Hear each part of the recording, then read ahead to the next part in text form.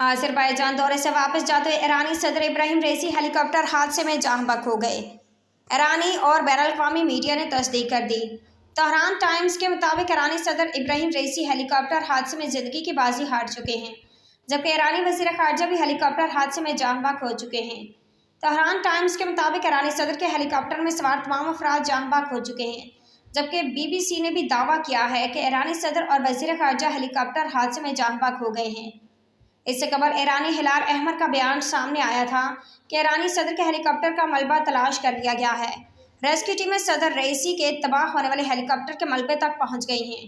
ईरानी हिलाल अहमर के मुताबिक ईरानी सदर के हेलीकॉप्टर का मलबा एक पहाड़ी से मिला है। हादसा का शिकार हेलीकॉप्टर में ईरानी सदर इब्राहिम रईसी सवार थे। हेलीकॉप्टर में वज़ीर ख़ारजा हुसैन अमीर आयतुल्लाह ख़ामनेई के नुमाइंदे आयतुल्लाह अली हाशिम भी सवार थे। हादसे का शिकार हेलीकॉप्टर में मशरक़ी आज़रबाईजान सूबे के गवर्नर मलिक रहमती भी सवार थे।